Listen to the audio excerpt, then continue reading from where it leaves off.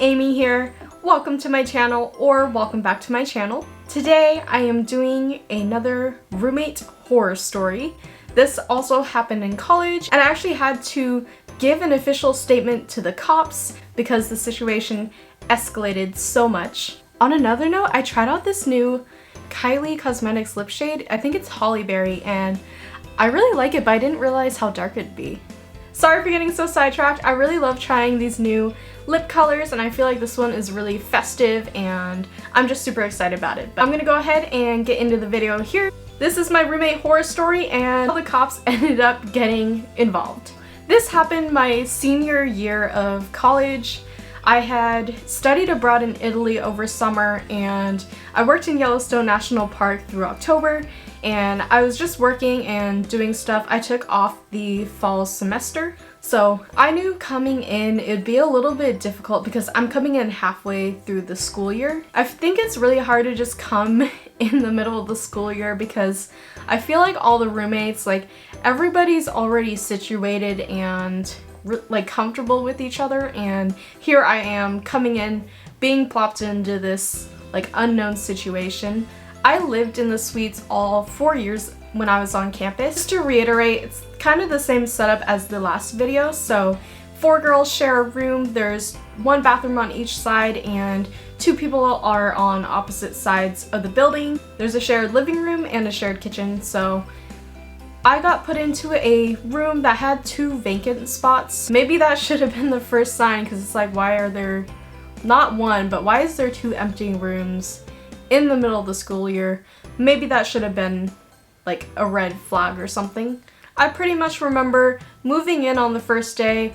My parents were there to help me and everything. Moving in sucks. It's a lot of like hard work to do, but I got all moved in, and the roommate that was on my side, so 2 of us were gonna share a side. There's 1 girl on the other side. So the roommate on my side, she wasn't there, and everything like looked lived in and stuff, and I think the whole time the girl on the other side, we're gonna call her Megan. I am not gonna give away anyone's personal information or names or privacy reasons, so Megan's on the other side, Sarah is my roommate, and I hear on Megan's side of the room, her like TV had been going off, like I hear music and stuff in there, and like the whole time she didn't come out. I feel like it was kind of for the first like few days or the first week, she would never come out, or like soon as like my door shut, like I'd hear her door open, and I feel like she was just trying to avoid me. So eventually I met Sarah, who was on my side of the room, and she was really nice, and she seemed super chill, and she really made sure to make me feel welcome. And we had like the same hand soap. We both bought this like lavender hand soap, and we knew everything was gonna be okay.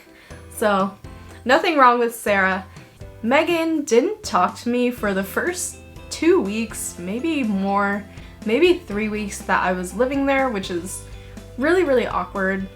I'm just trying to unpack everything in the kitchen, and Megan had got post-it notes, wrote her name on all of them, and stuck them on all of these cabinets and stuck them in the fridge. She stuck her name like everywhere, and I think there was only 2 cabinets or like 2 small spaces for me to put my stuff, and I found that was really weird because it felt unwelcoming or kind of threatening, like this is my space. I don't know. She never even talked to me about anything, so I feel like it was weird.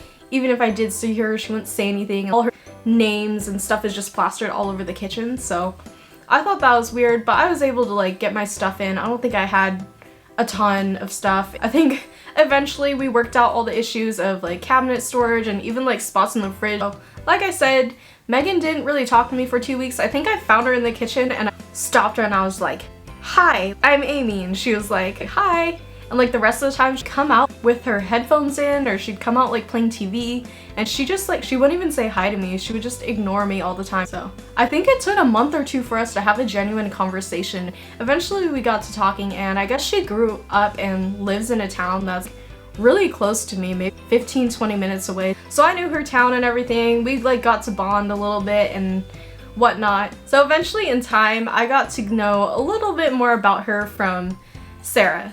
I came home one day and Sarah shows me this video, and it's Megan yelling at her. She's like red in the face, and Megan's going like and just screaming, and she just looks like really angry, and it's kind of frightening. And Sarah began telling me that Megan was doing all sorts of like illegal substances in the room. So I think for that day it was Tuesday, but I guess Megan would just get drunk throughout the week. No, actually that day was Monday. I don't know why, like who gets drunk on a Monday night? And I know like stuff had happened previously between them and there was like some bad blood, but then they still hung out every now and then, so I didn't really understand the relationship too much. But going off a little bit more about Megan, Sarah told me that Megan used to be super popular. She was on the cheer team, and I guess she had a boyfriend that was a bad influence on her, or something like it ended up in them getting restraining orders, and I think just everything after she dated her boyfriend went like downhill. So that is all I know about that. I don't know if the substance use happened after that or something. Both of them were actually 25 too, so they're older. I think I was still 20 or 21 at the time. Going a little bit deeper, I found out that Megan had been taking substances in the room. So besides like drinking or doing all that on a Monday night, whatever she does, I found out she's taking a lot more than just alcohol. I don't know if I can list all the names on YouTube, so I'm just gonna say the first letter and I'm gonna go ahead and let you guys fill in the rest of the blanks. So I guess she was doing W, she was doing something that started with a C, she was doing something that started with a P. I just got back from dinner tonight, so I guess as my boyfriend put it, it sounded like a straight up Juice WRLD song. I guess you guys can see where I'm headed with that. It turns out, so she had an empty room next to her room, so I guess she caught her chair on fire at one point and she would go into the empty room. She somehow was able to unlock it and she went into the empty room and switched out the chairs. So I guess she kept on burning stuff, so she would burn the blinds in her room and she'd go in that empty room next to her and replace everything. So I think she did that because she thought like she wouldn't get charged at all.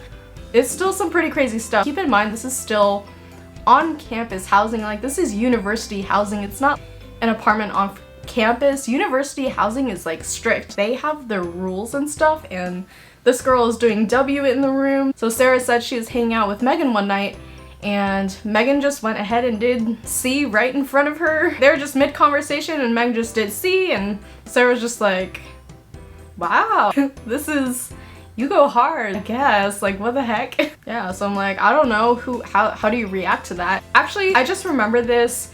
I wasn't there on campus at the time. I was staying at my boyfriend's place off campus and I heard there was a fire alarm at like 3 a.m. and it turns out Megan had a candle on her desk that was lit, and I don't know why the RAs were over, but the RAs, maybe it was like a meeting or something, they came in and they saw the candle and told her to put it out. She did not put the candle out, so I don't know, she must have almost caught her desk on fire. She must have caught something on fire because I guess it triggered the smoke alarm, and I guess at like 3:02 or 2 something in the morning for the whole building, she set that off. Everybody had to leave and I think the fire trucks came. I don't really know what happened. I wasn't there, but needless to say, I think the RAs and housing were pissed at her. More about the substances, I think they caught her once with it and she had to do like a whole online training program and stuff to try to like say she wouldn't do it again or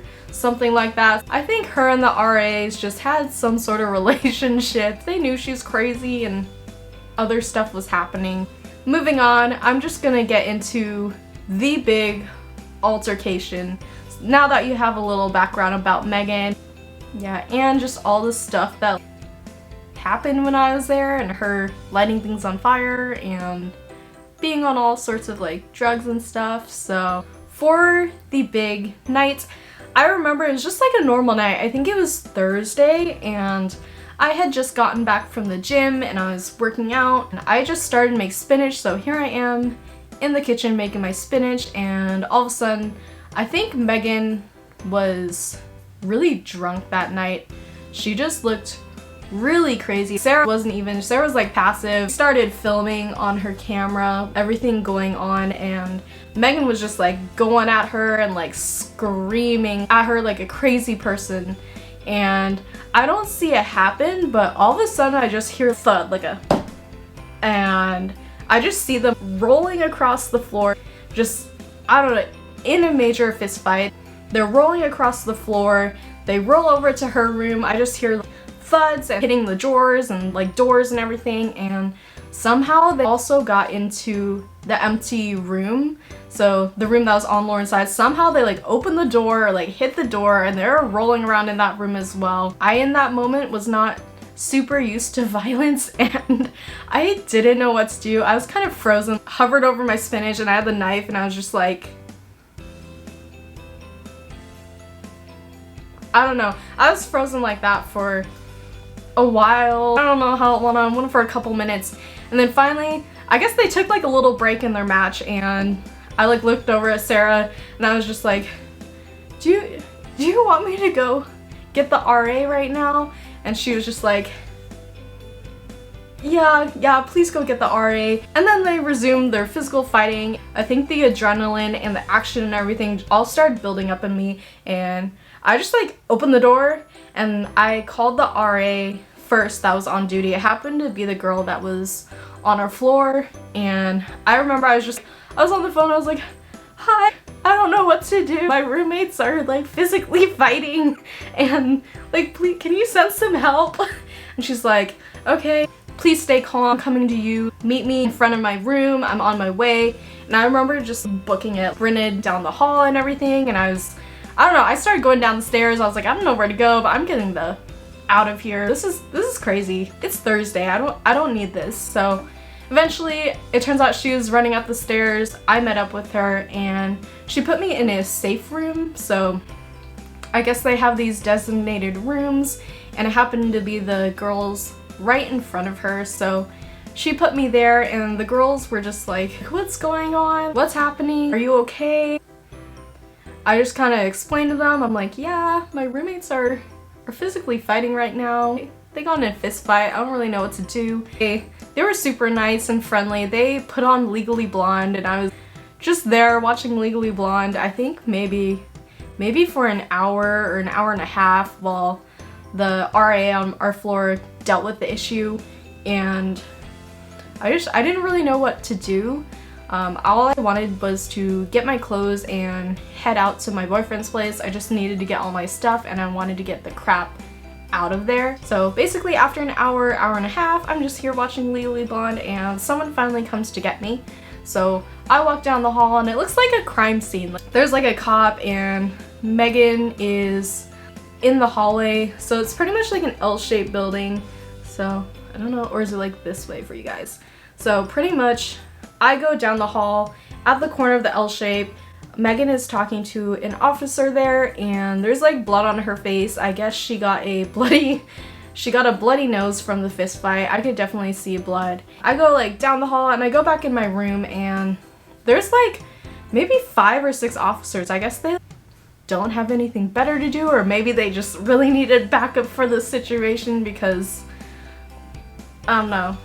It was crazy. I was like, yeah, I just need to grab my stuff. I'm gonna go stay someplace else for a little bit, so I'm pretty much like throwing all my stuff in my bags. I just pretty much grabbed like a couple pairs of clothes and stuff. I knew I had to go back at some point. I came outside, and I actually had to give an official statement to the police officer. This one guy told me there and asked me a few questions and stuff before I left, just what I saw, what happened. I think they wanted to know who went first, or like who hit who first, and Sarah definitely had video evidence of that. I saw, I think, almost the whole thing on video. Like, she caught almost everything on video, and Megan was like on something. It was scary just seeing that. Pretty much that happened.